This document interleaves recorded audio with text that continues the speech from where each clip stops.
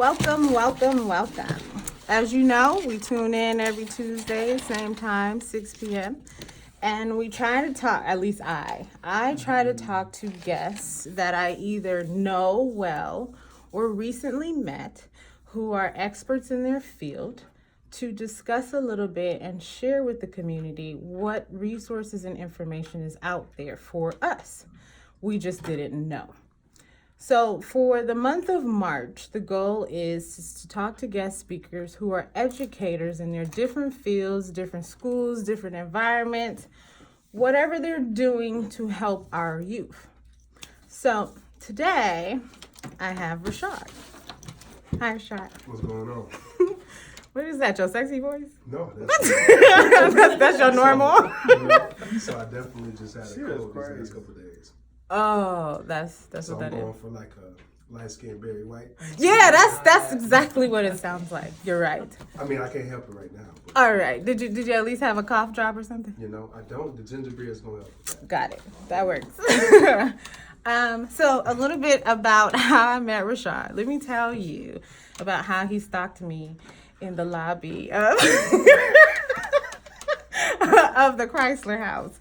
So we're in the building. I'm minding my business. I had just had my breakfast. I'm sitting in the lobby waiting on my little court hearing. Just, I'm in headphones on, mind my business.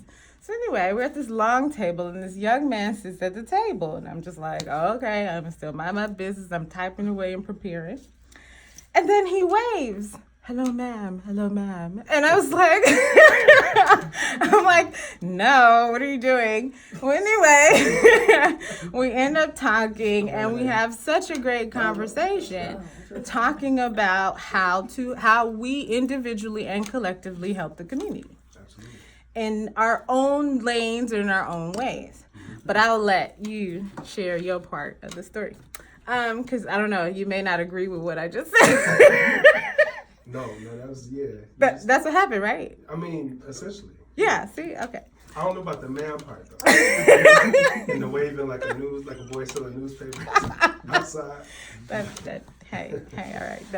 What was that, like, I don't know, a month or two ago? Yeah. It was a minute. Okay. So, since everybody already know who I am, let's talk about who you are. Sure. So, who are you? How'd you grow up? Where you grew up? Where you come from? Man, I am Rashard. Mm-hmm. Grew up in Ypsilanti, Michigan, so here, Michigander. But, the first 13, 14 years of my life, I was here. And then around, 13, 14, around that time, we moved to Georgia. Mm-hmm. So, I mean, all in all, I probably moved about 10 different times. Oh, wow. So, I mean, I don't go on tangent yet, but, always moving and things like that. But I'm from here. Did the end of my middle school, high school, college years in Atlanta. So, Okay. And You recently come back? recently came back within the last 2.5, 3 years. How does it feel It was to amazing. be back? Amazing. Okay, so are you one of those people that either are pro or against these changes in Detroit? Do you have an opinion? On on changes? Yeah. So, for me, being somebody who's from there, Ypsilanti is, outside of Detroit, and you can say Metro Detroit if you want to. Although it's not a big city, it's still a lot of the same issues, for better, for worse, going on. So, as a Michigander, as a native son of Ypsi and Upper area, you have Romulus on that where my father's from.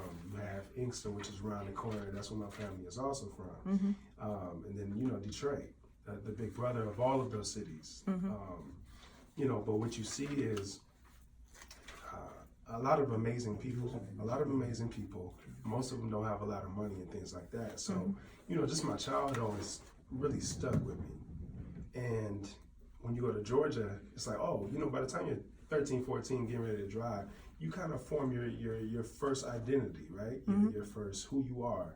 And for me, I ended up, getting plucked and going straight to Georgia right after that. And Georgia, for anyone that's been down south, I mean, it's a difference between say the Midwest and moving straight to the South, it's somewhat of a culture shock if you're uninitiated. And I'm more initiated than most, but still there's differences. And I think that being down there, it just really made me long for home. You know, no hate, no shade to the A. I have plenty of love for Atlanta, but home is home. So for me, coming back within these last 2.5, we'll say 3 years, you know, for me it's just about getting in and really kind of picking up where I left off. You know, home is never something I ran away from down there, something that was always on my mind. Everything going on with Michigan, I tried to stay in tune with it, the good, the bad, the ugly. And I think for me, I'm just passionate about change. You know, I think that the fly thing about Detroit, the fly thing about Michigan, the Midwest, you have so many grassroots things going on. And, you know, we can count on those empowered to make changes, or you can just go ahead and make it yourself. And hopefully, you know, and not even just hopefully, when you do that, you know, you start to link up with people that are similar, right? I mean, you know, that care about the same things as you do. You can be at Chrysler House, you know, or you can be, you know, like myself with the business, or like yourself volunteering, and also with a business. You know, we didn't know that when we started talking. Correct. But I think it's just one of those things when you put yourself out there and you're doing your purpose. I mean, it just happens. So, for me, as far as the changes, I'm assuming you probably are talking about just people moving here and things like that. Or I mean, I don't know. So originally, I'm from Los Angeles, right? Yes, and I left Los Angeles in 2009. Yeah. I did go home to visit while I was in law school, but every time I went home, so much had changed. So whether it was more traffic, new restaurants, people trying new things that I grew up with, it was just a constant shift. And so for you, since you were gone for a while, like, what was it when you came back? You know, it's before I went on my long little soliloquy, like, That's okay. to answer your question Yes. up front, it wasn't as much of a shock to me because I always came back. Okay. Every single holiday that I could. Oh, okay. Any Got amount it. of money I could scrape together in college, I was coming here because it's home for me. You know, like it just is. You know, Christmas and Thanksgiving, and you know, any time where you really reflect and you think about where you're from and you have traditions and all of that, you know, it's here for me. It's here. Although my mother and my immediate household's down south, you know, this is home. So for me, it wasn't as big of a shock. Okay. But I think within the last 2.5, 3 years of me coming back, I couldn't have picked a better time to come back. That's how I feel. You think so? Yeah, especially for the work that I do. You know, Okay. I feel like I'm a big believer in timing. Okay. You know, I'm a big believer in timing, and you know, my background, everything I've been through, everything that I've experienced, I mean, really sets you up for now. You know, I'm about to go on 30 years old in April. Really? You're You're that young? yeah. You know, some people are like, oh man, you reached 30, your 30s, you old. That's not Don't true. let the beard fool you. No, No, yeah, I but think either that's way, what it is. and no, yeah, but no, I feel like timing is everything, and everything I've experienced, it makes sense today. Okay. Maybe 5 years ago it didn't, but like now it does. Huh. Now, what caused you to move back though? If you've lived all this time in the South, you had the ability to, maybe it wasn't Georgia, but now your neighboring states are considered home. They're closer to your native land, right? So what made you decide, all right, I decide it's time for me to go home?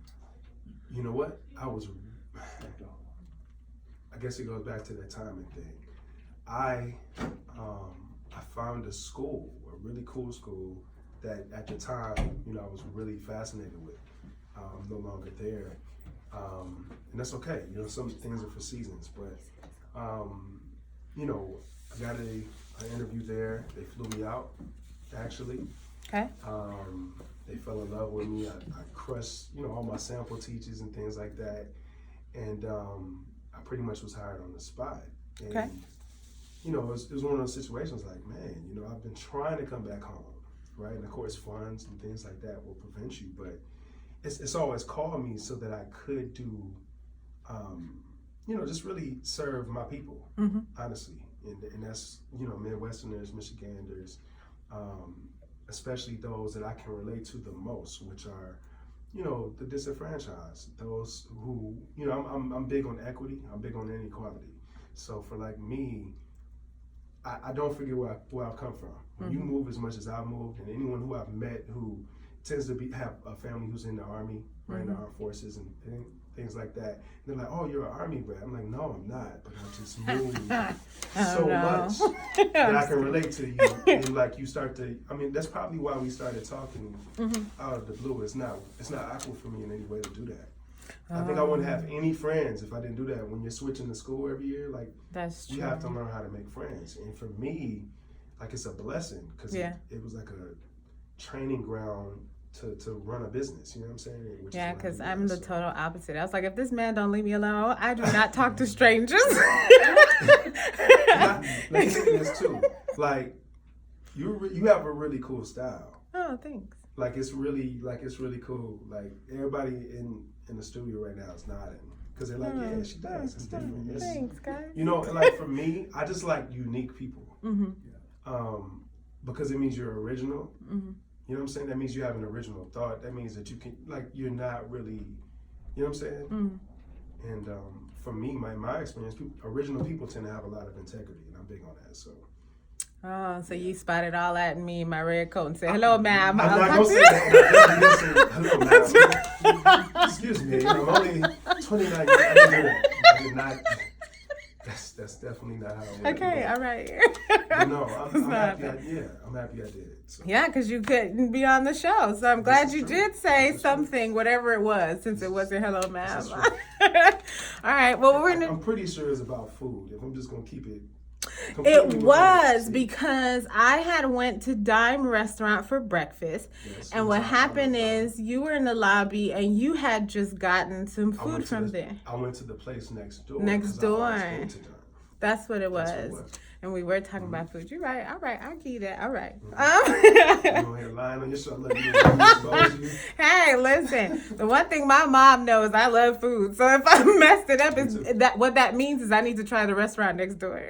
That's what that means. Yeah. Shout out to Don. Shout out to all of the Detroit restaurants that people need to know about. That's one of them. Awesome. It's great for brunch. All right. Well, we're going to go ahead and take a break here. And we come back, we're going to dig a little deeper into who you are, because you started and it sounds like you're a little Renaissance man, and I'm interested to see where this goes. You don't think so? What? That you're like a Renaissance man? You know what? I'm going to take it. She's talking about my jacket was like distinguished, and then you call me Renaissance man, I'm getting the big head. Oh, I mean, that's the impression I get. Someone had asked me one day if there was one word you described me as. And I said, I'm a Renaissance man. Word. And it was like, wait, what? Hard. That's hard. How are you going to do that as a woman? You're just a woman. You thought about that. You thought about that. It was I'm a Renaissance man. No, it was in the middle of a conversation. Really? And it was just like, well, what would you call yourself? And I'm sitting there like, I don't know. Yeah. Because on paper, they tell me I'm supposed to be an attorney. That is who I am. Right. That's what I do. No, it's not. I very much distinguish who I am from what I do. Yeah. And say it again? I distinguish who I am from what I do. Wow. That is two different things. Yeah, absolutely. Someone introduces me, "Hi, this is my friend Keena, who the attorney." No, I'm not. First of all, it's Saturday at 9 p.m. I am not an attorney on Saturday at 9 p.m. That is my day job. I think that's a good way for like what you do to separate it. For like for me though, who I am, what I'm doing now. You know what I'm saying? I take pride in that. So I think that's fly though, because like it's because with you, I think it's more of that title. People want to hold you to that. Correct. Like you're not a human being. Correct. And the expectations that's associated with being an attorney. I do way more steps. It's a good song. That's because he's listening to the next one. He said that's a good song. It's vibey. Oh yeah. He said he can't hear me, but So quick question, because I do have a question for you. So I just moved back from Georgia, like 2016, Get out of here. and I was there since 2010. Yeah.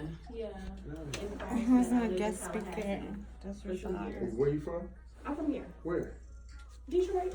I Yeah. like to go there. You know what? I was actually excited to come back. Me too. The circumstances weren't Sometimes necessarily anyway, I most can't favorable. figure out how to flip the Circumstances when my mother camera. passed away. Yeah. However, Can you eat I was Mm. pleasantly No, you can't. surprised when I came back because I was like, wow, downtown is starting to look like Atlanta. Because when I first used to start going down to Atlanta, we used to do rack stuff. So, and that was like in 2007. A lot of that down there. Yeah, it was like That's in why I love it. 2007, it was different. And then the development, you see it. And so now coming back to Detroit and seeing similar, structures and things like that, I got excited. So Yeah. I'm really, that's dope. Yeah. What part of Georgia? Man, I lived everywhere, man. Okay. I stayed in Covington, I stayed in Conyers, I stayed You in was Loganville, Covington. You was over by me. I was in Stone Mountain, I lived off of Cleveland Ave, off of Moreland, Oh, by the drive-in, like that's why, he said, I was like, yeah, Ooh. that's what I'm saying. who Like, tried to get her? I've been No. everywhere. Listen, I can tell you I've been everywhere. Yeah, I stayed in Lithonia off I of love, 124. listen, I love the Stone Mountain area, DeKalb County. Mhm. Like my grandmother moved there, so I'm from MC, obviously. Mm-hmm. My grandmother is from Michigan, but she's one of the first ones to go down there, and she had a house in Stone Mountain. Of course, to me, Stone Mountain like it's the same as MC. It's black folks, it's dope restaurants. It's the living like Atlanta and then the rest of Georgia is two different things. Two different things. It's two different things, and I don't know if that's just for me, us, or No, it's definitely two different things. First of all, everything's far. Let's start there. see, that's what people don't know. Everything is Air five. Everything Give is me a real like five. 45-minute drive, but you do That's it like LA. unless you Stop. get 20 You just lied. seconds. It's an hour. It's an hour drive. every That's day. like it's not LA. 45. Well, depending on You ain't never the going nowhere traffic. real quick. Right. Because when you Couldn't leave even in go to the grocery store Atlanta real quick. Not real. at No. like 2 o'clock in the Absolutely morning, not. because you just hanging out at Dugan's, then you driving up 78, so you can get. I took 78 because it was quicker instead of taking 20 east. But Georgia's just, I wouldn't mind going back. I don't know if I Did you go to college down there? Georgia State. Me Like, too! that's the Okay, go Panthers! Hey! next. But you sound like you like Georgia State. I had a great time at Georgia State because I joined, listen, I was involved. So I joined Gamma Sigma Sigma. Okay. National Honor Sorority. Is that right there? Yeah, it did. Because prior to that, I Because didn't. up here, I feel like I never cared about Greek life. I really, it's unique. I have a community SEP team and my co-founder. And we have a bunch of amazing young ladies who are on the SEP team, and we're obviously about that. Mm-hmm. But just the whole sorority life, fraternity life, it's just something I'm from here. Yeah, It's here just you like, don't really see it. You I gotta ain't be really, in that community. yeah. My aunt, she's a Delta, she's amazing, she's everything on paper that I know, businesswoman, getting stuff done, serious about service, serious about having your stuff together. I appreciate that. But then at the same time, especially at Georgia State, I just saw where it was more so, when you want people that wanted to fit in.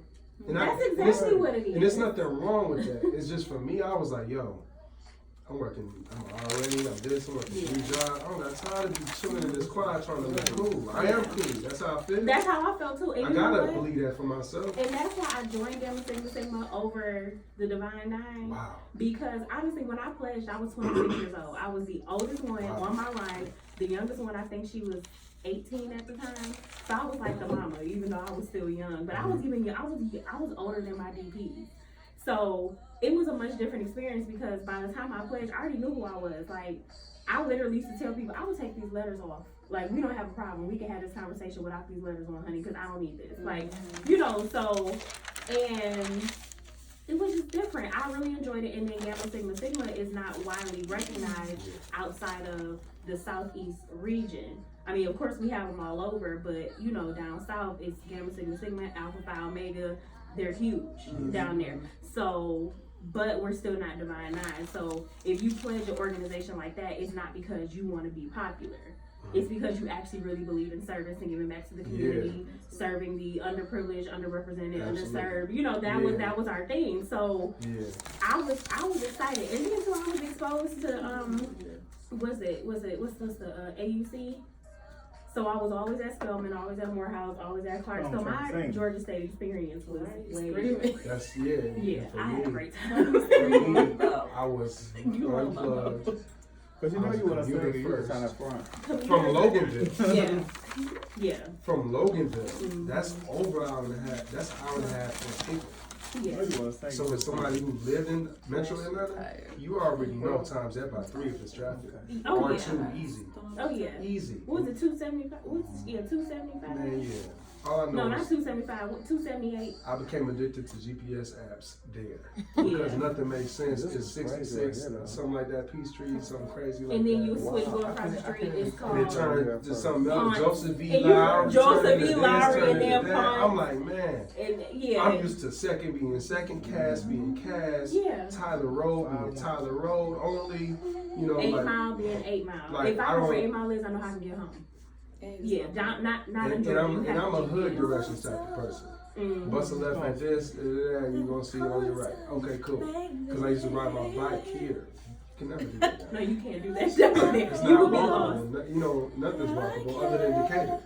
I don't know. I can't even know right now. Look, Georgia is one of those places you'll be in 30 seconds. Buckhead, and you take the wrong turn. Now You in so Bird irritated. City. It's over You're now. like, It's all wait a over. minute. My bad. What is late. going on? Why know you what's trying to funny look when late? we talking about this? I'm starting to feel like Ready? Oh, we're talking. Okay. I'm sleepy. Mm-hmm. Nothing. I have enough coffee. Check. And so we're back. As you know, the show is brought to you by A New You Global Radio. So it's always nice to shout out our sponsors here, as well as Upton Law PLLC. And so moving forward, as we were talking about before we went on break, was getting to know you a little better, right? Sure. And as part of that, I learned that, one of the words I said is you come off like a Renaissance man, right? So, whether you agree or not, I don't know. I don't think that was actually a question. It was more of a statement. Oh man. But you seem, you disagree? No, you know what? I just think that's really cool. Oh, I think that's really cool. It's something that other people who I would consider, you know, Renaissance men or women are, as I heard you say, you're a Renaissance man. I think that's even flyer. You know, that's something I definitely strive to be. So for you to say that's really cool. Well, the impression I get from you Yeah. is that the first thing that comes to mind is helping. Helping. After that is whatever. So whether that's a job, finance, whatever.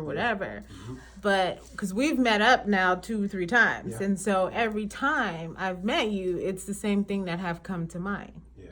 You're constantly talking about the things you're doing, involved in, or things you're moving forward with that's helping someone else or the community, the kids, adults, whatever. And so that's the impression I got.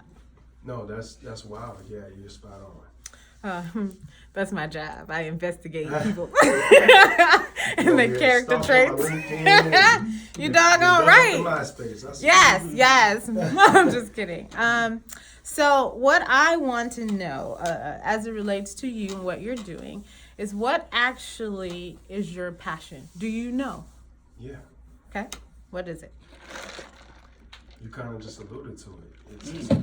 It's helping. You know, even though I don't know if I've ever said it like that, but No, you haven't. I think she's just At least not to me. Let me put it like that. metaphorically patting yourself on the back. Yes, thanks. You're actually doing that. Okay. No, I mean, that's just something I'm super passionate about. And I couldn't even begin to tell you why. I just believe it's a calling. Okay.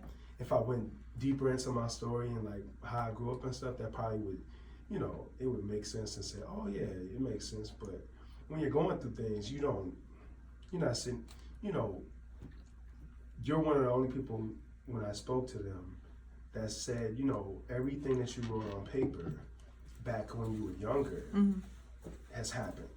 Do you remember that? I do remember that. Wow. When I moved all the time, I don't forget faces and I don't forget what people say to me to my face. I don't forget that.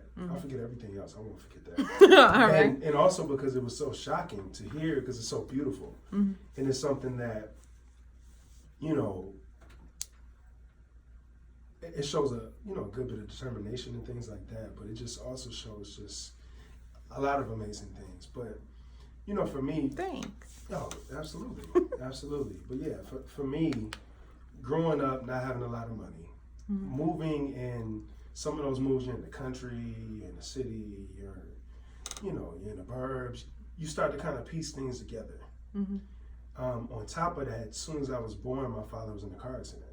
He was in a coma for about a year. Wow. So, he's in the hospital forever. He's in the coma. And then, by the grace of the Creator, he comes out. And he's been an assisted living my entire life. So that's one level of it, right? Having, a parent who's handicapped, always has been. Never known him before. My father played ball, crazy athlete. I come from a whole, on my father's side of the family, just a whole slew of individuals who are hoopers, and I mean, we're talking about Division I athletes. Wow. On any sport, baseball, Wow. it doesn't matter. My grandfather, who just recently passed away, who was really like my father, because my father was handicapped. Right. My father couldn't, be there and be the same dad that he was for my father. Right. So he stepped in, and that's actually when I met you too. So that's my grandfather. That's honestly a perfect segue, because his love that he poured into me and constantly would do. I realize now, honestly, since I started my nonprofit, when I really look back on my life, all of those moves, all of these different things, having a father who was handicapped, growing up and just kind of seeing domestic abuse in my neighborhood, and most of us not really having that much and things like that, it just does something to your heart. For me, I always wanted to fix it. And I always would tell myself, if I got some money or something, I'm coming back. Or, if I get a platform, I'm going to use it to help those in need. Whether it was going to be through the film industry, which is what I, studied when I was at Georgia State, or, if I became an actor, which I was trying to do. So I guess this is where the Renaissance stuff comes in, where you have so many different passions, and, but at the root of all of them was always to help others. Right. Sure, to help, myself and use my gifts, but the truth of the matter is, especially when you start doing some cool stuff that your family will brag on you for, you start to find that it's not necessarily the most fulfilling stuff. It makes for a good story, and it's cool to introduce somebody like, oh, he was in such and such. We were on Family Feud before, Oh, that's right? dope. You know what I'm saying? Like, that's what I'm saying. Oh, this is look at his mama. Now I'm going to go on active, YouTube and look it up. He trying to be active, but his mom got more hits on YouTube. Right? So, but like for me, it was always, even going on there, you know what I'm saying? I wanted to win the car for my cousin who had just gotten in a car accident and lost her car. Oh, wow. And I was fresh out of college, and I'm like, oh, we get some money, I can pay these, Yeah. So like everything kind of is, just centered around that for me. And ironically, the people who, we didn't get anything, we didn't win any money, but the people on our episode actually won the car. Oh, wow. So that was heartbreaking. Oh, no. It's heartbreaking. But yeah, at the heart of it, for me, is always helping others. And awesome. I can't even begin to tell you why, but I just think it's one of those things. Awesome. No, that makes sense. So since you brought up nonprofit organization, let's talk about that. Sure. Or not we, you.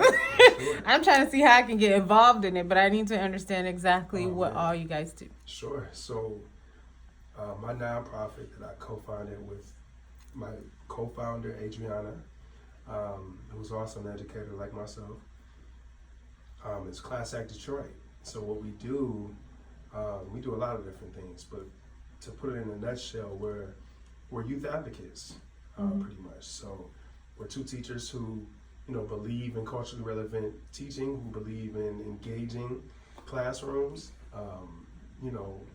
I've been really fortunate to teach, babies who look like the individuals who I always grew up with and who are part of my family.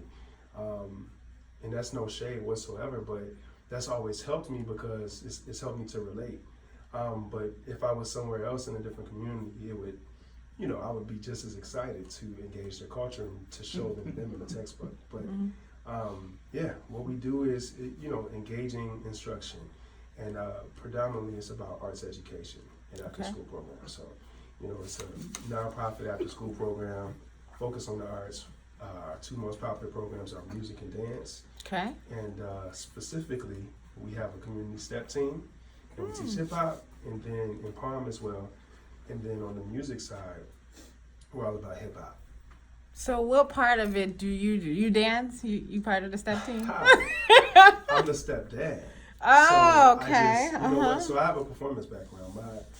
I was an actor for a number of years. I studied some improv here and there. The high school I was lucky enough to, my third one, where I graduated from, was a performing arts school. So I had, I started learning about gifts I didn't know I had because I moved too much. Got it. And I come from a line of athletes, so that's all I cared about was basketball, like most young men, especially black young men. That's what. Oh, so you play ball too? I played ball, but we were broke, so I was more of a street baller. I mean, so I break somebody's ankles, which if you wanted to go see me at like the gym or something, I wasn't on the team. But Got it. Like literally, it was because of money though. Got it. Which Okay. is what drives why I'm doing what I'm doing, because the biggest thing for me was we didn't have transportation, we didn't have money, I didn't have mentors. So for me, that's what we do. We're a nonprofit. Right. We are mentors and youth advocates. We got your back. We're teachers, right? So we already, there's a handful of kids in our programs that we've actually taught. We've taught one of their siblings. So, when you're a transformative educator, or when you're trying to be a transformational educator, you start to realize that you have to reach before you can teach, right? Like that's just what it is. Okay. Because if you don't do that, you're Charlie Brown's teacher. Right. Literally. Right. The message is not being received. Wah, wah, wah. Exactly. So, and I've had those experiences. I've been to some really good schools. I've been to some schools where I wasn't being reached most of the time. And that kind of fills me. It's like, hey, I know what it's like to be in a boring classroom and to have stuff going on at home. True. And I'm not the only one. Everyone has a story. Yeah. Even if you're going to an amazing school. Yes. And you have all of the access in the world, right? You're still going through something. Everybody has a story. Everyone. Yes. So, because I went to private school my whole life, and I still had crazy stuff. I mean, Exactly. it was a private school, but if it was all black, there was different resources or lack of resources. Absolutely. Compared to like the Catholic high school I went to that had a little bit more. But there were other Catholic high schools that was probably within a 15-mile radius that had even more resources than we had. Makes sense. And I went to schools everywhere. Right. So middle school over here in Ann Arbor, but also in Stone Mountain. High school in the boonies, but also not so much in the boonies. Went to a school in Barnesville and in Georgia, and I went to school in the downtown in Georgia State. So it's just a really big scope, and no matter what, there's just some underlying layers to things. And engagement, when you're talking about education, is key. We have to reach scholars of all ages. I mean, I'm going on 30. I need mentors as well, right? We all need those things. So how much better when a 6, 7-year-old, 8-year-old young man or woman, gets that exposure. See somebody that's like, hey, I really believe in you. You're really good at drawing. Have you ever thought about being an illustrator or a graphic design artist? Do you realize that, we tend to say that artists don't make money. And that's kind of true because we're not boosting up that gift and showing them that you're really your own brand. You're an entrepreneur when you're doing those things. Right. So it can be scary, sure, but it's super rewarding. Right. Exactly. Super rewarding. You don't have to, necessarily stick to the status quo. And, if you do, still do that. Because at the end of the day, we all have gifts and callings. And if you're not, there's a difference between joy and happiness. Big time. And, we have gifts and we have to use them. It brings us joy, right? Like there's things that people do, we'll go back to people who draw. They sketch and it just does something for them. It's the same as a runner getting a runner's high. Correct. Right? A personal trainer who's doing their thing. Like you have to use your gifts. And I think that unfortunately in the school system, no matter where you go, it's not necessarily being brought out of our kids. Correct. And the fly thing is, you know, we know about the system and the man, this is why this is and all that, but it's like, yo, if you're fortunate enough to have some scholars around you, some kids, some nieces, some nephews, whatever it is, you know, reach them. Reach them so you can teach them. Like, really be an awesome mentor, an awesome man, an awesome woman, like, and impact their life that way by excellence. They know that they see you doing something different, so they know they can do it. Right. Because I honestly never really saw anyone doing anything that kind of inspired me, you know, and that's deep. It's like, oh, I don't really want to do this, I don't want to do that, and you kind of have to find your way. Right. You know, and thankfully, you know, ironically for me, it was through the arts. I had no idea. You know, there's people that I grew up with, it's like, oh, it makes sense. Yeah. You've always been, always been a goofy dude, or you've always been this, but you've always, you know, some of my college friends, especially from Gordon, where I went to school for a little bit. I love that school. All of my friends are like, man, I always saw you being a senator or something like that. And I'm like, that's distinguished, you know, really? Right. Really? The way I feel about stuff? And they're like, yeah, because you really care about people. And I'm like, that's really deep, so. Okay. Well, when we come back from the break, we're going to go back to my original question because you like deep, you know what I mean? But I was asking you like what you do. So don't worry. You deep. You just deep. We're going to take a break here. I'm just talking all over the place. No, you're good. You're good. We're just having fun. We'll take a break here. I answer your question? No. Which one to go more into nonprofits? No, you say you're stepdad. I don't know what that means. And that's not actually true because when I went on Class Act Detroit's Instagram or Facebook page or something like that, either you were playing the piano or you were assisting a child playing a piano or some form of instrument. I don't know if you danced or you were just supporting a little girl that was dancing. Gotcha. This is what I'm asking. What do you do? For the next time, I'm only answering. No, well, it's important to know all the other stuff that you discuss because the truth of the matter is most of us did go to schools. Rather, it is now, back then or now, because as soon as budget cuts hit, one of the first things they do is continue to take out the arts. That is the truth. And so the ladies and I, the show before this, we were actually talking about that. What happens in our community is we tend to be told what jobs we're supposed to have. Exactly. You're supposed to play a sport. If you're from here, the plant is You're supposed. You see, we're being told jobs. jobs. Whereas, Zickerman and them might have been told, be open. What skill sets do you have so that we can gear you in an education or a school or a program that meets the gifts and talents that you have. Instead, in the black community, we're being told what jobs we're supposed to have. Go work at the plant. Interrupt me. Interrupt me if I'm getting off. I'm sorry, I answered the question. Oh, I kind of was going. you did. I mean, it wasn't like I'm getting the passion though, because I'm still trying to figure out why are you teaching? I mean, I don't get offended if you need to come. Please come here. Oh no, I mean I came here right when I first moved to Detroit in 2015 or 2016.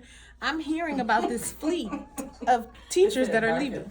Oh yeah. Okay, so it's like, okay, well, why are you educating in Detroit then? Because clearly no one wants to do this in theory, or rather it's because of when they filed bankruptcy and the teachers lost all their benefits or whatever the story is. Here you are saying, oh, I want to bring the stuff back that left. Well, what? Why are you doing this? And so you just shared why you're doing this. So it's nothing to cut off. What you're saying makes sense. I'm hoping I don't sound crazy in this one. I'm just being real though. No, so how you gonna sound crazy if you're being honest? Oh no, cool. I'm just saying when you said the question, go back to my mind.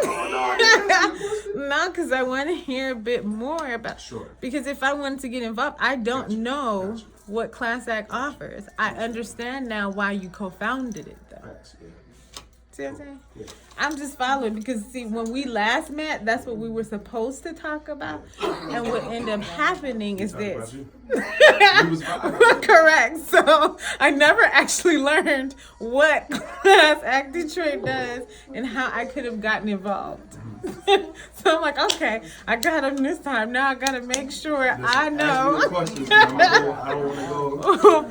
I'm so passionate about it. That's why I say Okay, just maybe I should have a healthy separation from it. But for me, It's I hard. think I'm, for me, I am like that. I get to do what I love, for all the reasons that you just heard. That's just, half of it. But it's one of those things where I have to do it. It's at this point where I have to do it. I wouldn't even know what to do, who I was if I wasn't doing it. Cause see, the other thing is, do you teach outside of Class Act? You do. See, I didn't know It's that. still through Class Act.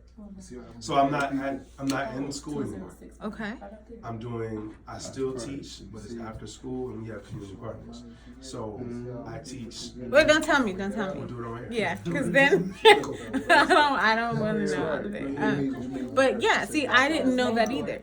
Because some people are doing a passion, but your bills may not be passionate and considerate of your passion. So it's like, you're doing this 100%, you're giving it everything. Is this really a PT? Something you're doing on the side? Like the ladies and I were talking earlier, where some of them have full-time jobs and entrepreneurship is in the evenings and the weekends. They're amazing people. It has to be women. Right. Women only have that type of strength and energy to be like, I'm working 45 hours a week. I'm I'm tired. gonna still do this. My co-founder is a perfect example. She's still in the classroom. See, like that. The same thing over and over. And at one point, she's way out of ratio. Ratio is about 18 to 20 kids. She had double that. Excuse me? You heard me. Yes. No teacher assistant. So who helping her review the exams They and finally found somebody. And they hired her. And they have a great relationship. good. Okay. But it took a while to get there. The thing is, it goes back to the engagement piece. Like, you gotta be showing up for more than patients. Obviously, you're teaching shouldn't be for that. Some people are. That is okay. I have to do this so you can see. You see what you look like? You see what you look like? I look crazy? No, I'm asking you. Can you see yourself? Turn a little bit. The other way. Yeah, I see. No. Do you think you look good? I hope so. I don't know. I just don't know. Let me tell you, the first time I met you, I swear you had dreadlocks. Word. Because you had this on your head. And I was like, oh, okay. That's what's up. You don't always see light-skinned people with dreadlocks, but they exist. I'm like, okay, cool. So the second time I meet you and I see your hair, and I'm like, really? There is no dreadlocks here? What? So this is the second time I've kind of grown out my hair. Okay. When I was in college, though, I had a mane down to here. I'm talking about straight curls. Whoa. Thankfully, the girls at school be like, "Let me braid your hair," and I feel like I'm cool. Like, yeah, okay, You got hang time, huh? Right. My stuff was long Curls as all down get here. out. But I cut it because my friends that's from up here, people's hair wasn't long. Right? That makes sense. That's everybody that came to Georgia from New Orleans. That makes and sense. everybody was in the, you know what I'm saying? Yeah. In Georgia. And they had long hair. Yeah. So when I came up here, my friends were like, man, ain't nobody doing that. So you cut it. And I'm That like, makes I don't care about that. 39 seconds. But I didn't know how to do my hair. I always had I don't know how to do my hair now. I'm from here, so I had the even all around with the, you always brushing your hair, you waved out. I didn't even think that I had Y'all about to come in. Y'all was just a conversation. That's what happened. And we was at the coffee shop for hours.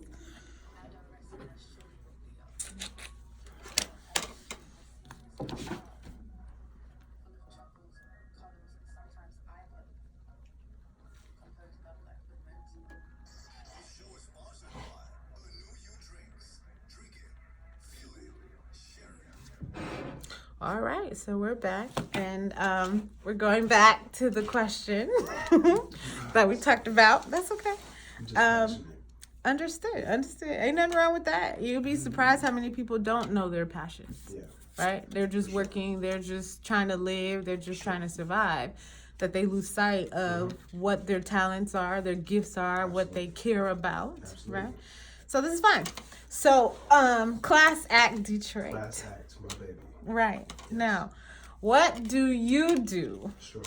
at Class Act Detroit? I'm the CEO. Okay. So, which means as somebody who's coming from a different industry, never had a business before, I do a little bit of everything. I write the grants.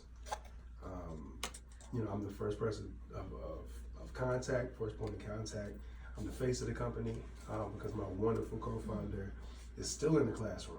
Mm-hmm. I mean, so she has, you know, a bunch of amazing kinder students that she still mentors and blesses in the classroom, and then, you know, hightails it to whoever we've partnered with in the city to go hold dance classes so that those kids, you know, those babies can receive step or palm or whatever we're doing. So, yeah, I do a little bit of everything. I lead Hip Hop Society, which is our music program. It's very, very hip hop inspired. You know, for the fact that hip hop is very simple, sample based when you're talking about hip hop music, which means we get to dive into different genres and things like that. So, you know, I lead that. Like writing the music, rapping, Man. poetry. What you talking about? So for us, we do everything but break dance. Okay. To go back to the dance question earlier. Okay. I do everything but that. But thankfully, my co-founder, she leads, you know, hip hop dance. So we still hit the main 4 elements. The 5th one, of course, is knowledge. Mm-hmm. So on the Hip Hop Society logo, it's a brain. Mm-hmm. You know, that's what we're about. So the emceeing, you know, that's public speaking. So we have different exercises and things that we do. We actually made a mixtape. Oh, really? Yeah. We recorded a mixtape. The kids, you know, they learn to DJ and they learn to DJ the real way, as much as we can. We have some little 45s and, you know, we have real vinyl. We teach them about everything. Oh, wow. Some turntables, things like that. We have some amazing partners too. We've been just so blessed, you know, to just grow. It's been like wildfire. It's been amazing. We have partners with the Downtown Boxing Gym on the east side of it. We have our own thing right on the west side, northwest side, in the Fitzgerald and Bagley community. We're actually based out of a home there. That's how we got this thing started. You know, we started in the schools as teachers. Mm-hmm. And that's actually how I came into the fold of teaching, was through after school mentoring programs. I was still doing my thing, doing the film thing and being a PA and acting here and there, and I'll be a stand-in here for some money and an extra, just trying to do my thing in Atlanta. And, you know, a really amazing friend of mine, a lawyer, an amazing man by the name of Ralph Culpepper. Shout out my man Ralph. He just saw it in me. Every conversation we've ever had in college, you know, I was always speaking about equity, always about inequality, always about, you know, what we can do to change the game. And obviously this brother was on the same wave because, you know, he went to Penn Law and graduated, but at the same time has a master's in education. You know, you know, he said, hey brother, like, please come mentor here. And for me, it was answering the call. You know what I'm saying? It's like the creator is called your phone and you can see his name. You're like, okay, let me answer this phone, right? Right. And for me, it was my man Ralph saying, hey man, come volunteer over here. And, you know, at that time, it was just for the young man. We had babies who had incarcerated parents and this and that. We would teach them how to tie their shoes, tie a tie, shake a hand, you know, just getting them ready. Just getting ready for life. So for me, to answer your question, I'm the CEO of Class Act Detroit. Okay. Yeah. I'm leading Hip Hop Society. We're at the Downtown Boxing Gym as well. Throughout the week, we have a residency there. We have some amazing partners like Reverb, who have blessed us with gear, Oh, wow. so that we can, you know, continue to spread this thing and reach more babies throughout the city. We've partnered with an amazing company by the name of Melodics in New Zealand. It's actually a way of learning how to produce beats and things like that. So I lead all of that, and I always try to shout them out because, you know, they're a big reason why we're able to do what we do. Yeah. You know, and share this with our kids. But yeah, So okay, education to you doesn't sound like the day-to-day in a classroom. not necessarily. Okay. Even though I am a classroom teacher, that's where I, you know. But that's not your end goal. No. Education to you is building these children up with confidence from the inside out. Absolutely. Not necessarily a curriculum learning 1 + 1 2 + 2. No. So if you had an idea, do you, in some way, shape, or form, do you think your methods are working? Absolutely, because I don't see it only as being in the classroom. I think it's a little bit of both. Okay. And I think that, you know, where my stance on it is really more so, you know, you need to see yourself reflected. Mm-hmm.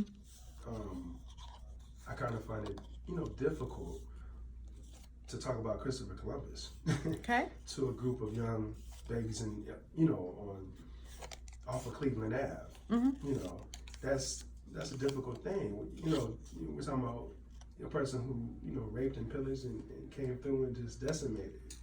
Right. I'm not going to teach that. You know, I'm going to teach the real. Mm-hmm. And depending on your maturity level, I can't necessarily do that, and I have to work within the confines of the curriculum. But Correct. the beauty of an after-school program is you have a lot more leeway. You know, it's the reason why we launched. You know, we started in the schools, but we outgrew that, right?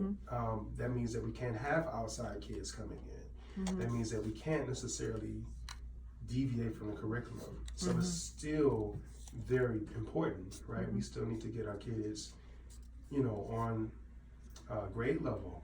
You know, these NWEA scores, like we need you to get there so that you can have even more options. But that's really what it's about for me. Okay. You know. So, with the program through Class Act, is it a particular grade, age group? Yeah. What do It's you guys do? K through 12. The entire K through 12. Think about it. My co-founder, I've taught first, fourth, and I've been a reading interventionist. My co-founder teaches kinder to this day, right now, on top of doing everything that we do. Uh-huh. We have a young lady who's on our step team right now. She's a junior. Wow. We serve, you know, with our community partners over here, and they have the entire spectrum. So, you know, that's the thing.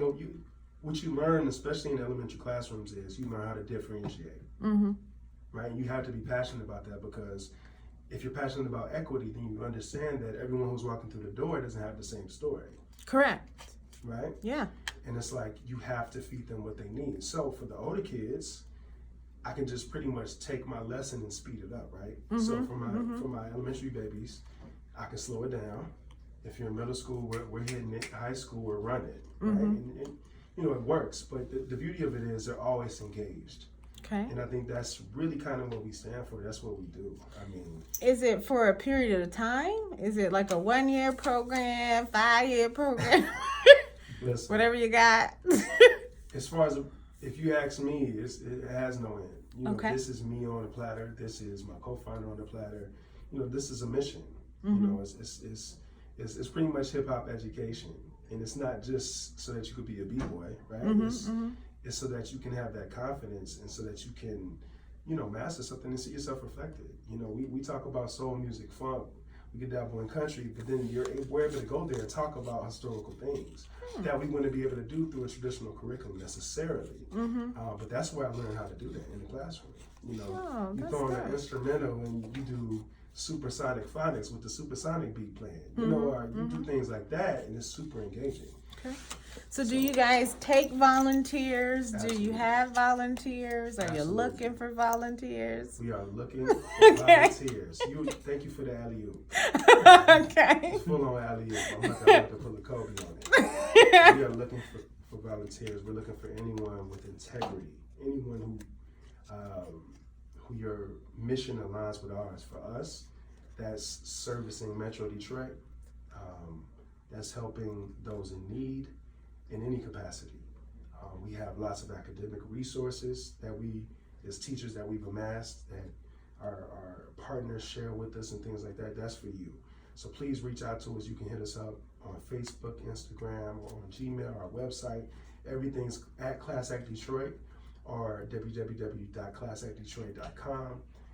You can reach out to Rashard or Adriana. You can say you want to volunteer. You can say, hey, what's up? We heard you. You know, I have a cousin around the corner from y'all. That's fine too. Just, you know, for us, it's about the community. We don't exist without you. To answer your question, most of our volunteers are parents. Okay. Wow. Those are people who get it, who are like, oh, they need something to do, and they need somebody who really cares about them, who will bend over backwards to make sure that they're here. Is there a cost to being involved in this group? Sure. Okay. So for us, for HIP, what we do is $100 for the year. for Hip Hop Society. For dance, it's a little bit more because we have costumes and things like that. It's at $250. But of course, with us being a nonprofit, of course, with us writing grants and things of that nature, the money doesn't matter. Time is what matters. Money can be made, money can be taken, all of that. For us, it's about time. You know, we want to put the time and invest in your kids. You know, if you want to volunteer your time with us, that's worth more than money for me. Understood. You know, if we were worried about money, we wouldn't exist right now. That is correct. But, you know, we The just money, and that's the thing. When you're doing what you're supposed to be doing, the money comes. And won't he do it? it's an absolute fact. Yes. I know that we've talked offline about that. But Yes. the truth of the matter is, this is me on a platter. And I understand why I'm doing it. And like I said, I have nothing but time to keep dedicating to this mission, and that's why we're here. So. And that's awesome. And so, because you did share with us how we can reach out, I will tell you in advance that I want to volunteer. I don't know what yet. I don't really know how to dance, and I don't do hip hop. I don't know how to like mix and rhyme, you know what I mean? That's But all right. maybe I got a skill or talent or something teach else. you. Yeah, I want to learn how to be a DJ. Look, I think that'd be pretty dope. let's do it. Let's do it. But I'd like to thank you for coming on the show and sharing your insight about who you are, your passions, your program, Class Act Detroit, and how we're moving forward and helping and educating the community.